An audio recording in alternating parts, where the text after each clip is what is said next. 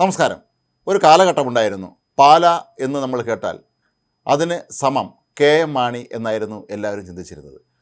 K M മാണിയുടെ പാല എല്ലാ കാലത്തും കേരള കോൺഗ്രസ് എമ്മിനോടൊപ്പം തന്നെയാണ് നിന്നത്. മാണി സാറിനെ കൈവിട്ടൊരു കളി പാലക്കാർക്ക് ഒരിക്കലും ഇല്ലായിരുന്നു.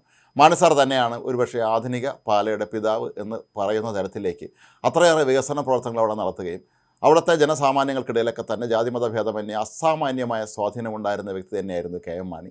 1967 മുതൽ തൻ്റെ മരണം വരെ പാലയെ നിയമസഭയിൽ പ്രതിനിധീകരിച്ചിരുന്ന വ്യക്തി കൂടിയായിരുന്നു കെ എം മാണി. മുന്നണികൾ ഇടയ്ക്കിടെ അങ്ങോട്ടും ഇങ്ങോട്ടും മാറിയിട്ടുണ്ട് എങ്കിൽ പോലും കെ എം മാണി എന്നും പാലയുടെ സ്വന്തം മാണി സാർ തന്നെയായിരുന്നു. മാണി സാറാണ് പാലയുടെ കാര്യത്തിൽ എന്നും അന്തിമ വാക്കായിരുന്നതും.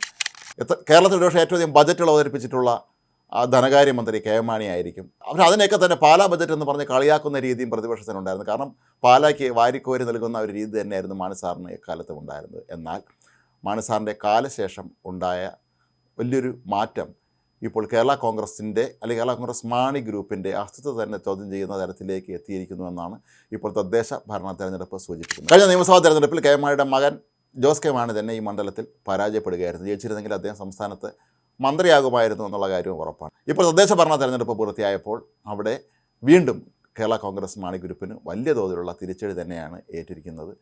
1985 ശേഷം ഇപ്പോൾ ഇതാദ്യമായി കേരള കോൺഗ്രസ് എമ്മിൻ്റെ സാന്നിധ്യമില്ലാത്ത ഒരു നഗരസഭ ആണ് ഇനി മുതൽ പാല ഭരിക്കാൻ പോകുന്നത്. ഇതിന് കാരണമായി മാറിയത് പുളിക്കക്കണ്ടത്തിൽ കുടുംബത്തിൻ്റെ രാഷ്ട്രീയ നിലപാട് തന്നെയാണ്. UDF ഇപ്പോൾ പാല നഗരസഭ ഭരിക്കാനുള്ള ഭാഗ്യം ഉണ്ടായിരിക്കുന്നത്. കേരള കോൺഗ്രസ് മാണി ഗ്രൂപ്പ് ഇപ്പോൾ CPM-നോടൊപ്പമാണ്, ഇടതുമുന്നണിയിലാണ്. ഏതായാലും ബിനു പുളിക്കക്കണ്ടവും അദ്ദേഹത്തിൻ്റെ മകൾ ദിയയും സഹോദരൻ ബിജുവും ഈ 3 പേരും സ്വതന്ത്ര സ്ഥാനാർത്ഥികളായിട്ടാണ് ഇക്കുറി പാലയിൽ നഗരസഭാ തെരഞ്ഞെടുപ്പിൽ മത്സരിച്ചത്. എന്നാൽ ഈ വാർഡുകളിലൊന്നും തന്നെ UDF സ്ഥാനാർത്ഥികളെ നിർത്തിയിരുന്നുമില്ല.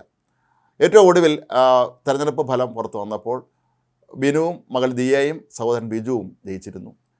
ഇടതുമുന്നണി പുളിക്കക്കണ്ടത്തിൽ കുടുംബത്തെ സമീപിച്ച് അവർക്ക് 5 വർഷവും നഗരസഭാ ചെയർമാൻ സ്ഥാനം വാഗ്ദാനം ചെയ്തിരുന്നുവെങ്കിലും രാഷ്ട്രീയ ധാർമ്മികത പാലിച്ച് ഈ കുടുംബം അതിന് വഴങ്ങിയിരുന്നില്ല.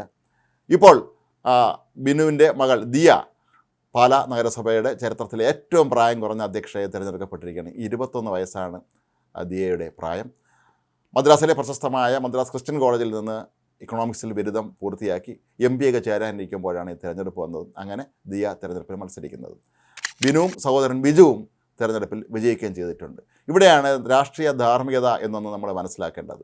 UDF ഒരുപക്ഷെ അവർക്കെതിരെ സ്ഥാനാർത്ഥികളെ നിർത്തായിരുന്നുകൊണ്ട് തന്നെ ആയിരിക്കാം അവർ ജയിച്ചത്. പക്ഷേ ഇടതുമുന്നണി വാഗ്ദാനങ്ങളുമായി എത്തിയിട്ടും അവർ അതിന് വഴങ്ങിയില്ല എന്നുള്ളത് പുളിക്കക്കണ്ടത്തിൽ കുടുംബത്തെ സംബന്ധിച്ചിടത്തോളം ഇത് ഏറെ അഭിമാനകരമായ, കാരണം തങ്ങളുടെ നിലപാടുകളോട് തങ്ങളെന്ന് ഉറച്ചു നിന്നു എന്ന് അവർക്ക് എക്കാലത്തും അഭിമാനത്തോടെ തന്നെ പറയാൻ ഇടയാക്കിയ ഒരു സാഹചര്യമാണ് ഇത്. ആദ്യ ടൈമിലാണ് ദിയ മുനിസിപ്പൽ ചെയർപേഴ്സൺ ആവുന്നത്, പിന്നീട് ഇത് UDF ലഭിക്കുകയും ചെയ്യും.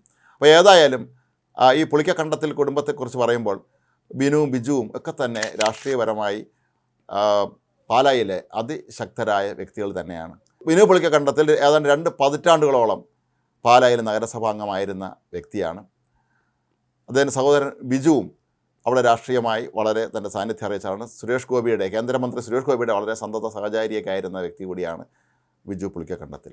കഴിഞ്ഞ തദ്ദേശ തെരഞ്ഞെടുപ്പിൽ LDF 11 സീറ്റും UDF 10 സീറ്റുകളാണ് കിട്ടിയത്. അതേസമയം 3 സീറ്റുകൾ നേടിയ പുളിക്കക്കണ്ടത്തിൽ കുടുംബത്തിൻ്റെയും ഒപ്പം കോൺഗ്രസ് വിമതയായി ജയിച്ച ഒരു വനിതാ സ്ഥാനാർത്ഥിയുടെയും ബലത്തിൽ UDF ഇപ്പോൾ പാല നഗരസഭ ഭരിക്കാനുള്ള ഒരു അവസരം അവർക്ക് ലഭിച്ചിരിക്കുകയാണ്. ഇത് കേരള കോൺഗ്രസ് എമ്മിനെ സംബന്ധിച്ചിടത്തോളം വലിയൊരു തിരിച്ചടിയാണ്. കേരള കോൺഗ്രസ് മാണി ഗ്രൂപ്പിന് ഇക്കുറി ആദ്യമായി 1985 ശേഷം പാല നഗരസഭയിൽ പ്രതിപക്ഷത്തിരിക്കേണ്ട ഒരു അവസ്ഥയാണ് വന്നിട്ടുള്ളത്. ഗതികേട് എന്ന് തന്നെ നമ്മൾ പറയേണ്ടി വരും. ആ ഒരു അവസ്ഥയിലേക്കാണ് ഇപ്പോൾ പാർട്ടി ചെന്നെത്തിയിരിക്കുന്നത്. ബിനു പുളിക്കക്കണ്ടത്തിൽ കഴിഞ്ഞ തദ്ദേശ ഭരണ തെരഞ്ഞെടുപ്പിൽ CPM സ്ഥാനാർത്ഥിയായിട്ടാണ് മത്സരിച്ചത്. അദ്ദേഹം ആദ്യം കോൺഗ്രസ് സ്ഥാനാർത്ഥിയായി കൗൺസിലറായിരുന്നു, പിന്നീട് BJPയുടെ സ്ഥാനാർത്ഥിയായി കൗൺസിലറായിട്ടുണ്ടായിരുന്നു. കേരള കോൺഗ്രസ് എമ്മിൻ്റെ യുവജന വിഭാഗത്തിൻ്റെ അതിശക്തനായ പാലായിലെ നേതാവ് കൂടിയായിരുന്നു ബിനു.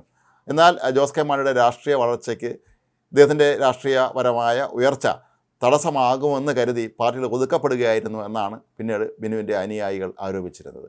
അങ്ങനെയാണ് ഏറ്റവും ഒടുവിൽ ഇപ്പോൾ ബിനു പുളിക്കക്കണ്ടത്തിൽ തൻ്റെ മകളും സഹോദരനുമൊപ്പം സ്വതന്ത്ര സ്ഥാനാർത്ഥികളായി മത്സരിക്കാനായി രംഗത്തെത്തിയത്. കഴിഞ്ഞ ടൈമിൽ ബിനു പുളിക്കക്കണ്ടത്തിനെ മുനിസിപ്പൽ ചെയർമാനാക്കാൻ കേരള കോൺഗ്രസ് മാണി ഗ്രൂപ്പ് അനുവദിച്ചിരുന്നില്ല എന്ന് മാത്രമല്ല, അദ്ദേഹത്തെ മൊബൈൽ ഫോണിൻ്റെ iPad മോഷ്ടിച്ചു എന്നൊക്കെ ആരോപിച്ച് നാണം കെടുത്താനുമുള്ള ശ്രമങ്ങളൊക്കെ തന്നെ നടത്തിയിരുന്നു. അപ്പോൾ ഇതിൻ്റെ ഒരു പശ്ചാത്തലത്തിലായിരിക്കാം ഒരുപക്ഷെ അദ്ദേഹം ഇപ്പോൾ സ്വതന്ത്രനായി മത്സരിക്കാൻ തീരുമാനിച്ചത്. ബിജു പുളിക്കക്കണ്ടത്തിലാകട്ടെ കേരള കോൺഗ്രസ് മാണി വിഭാഗത്തിൻ്റെ യുവജന വിഭാഗത്തിൻ്റെ സംസ്ഥാന വൈസ് പ്രസിഡൻ്റായിരുന്ന ആളാണ്.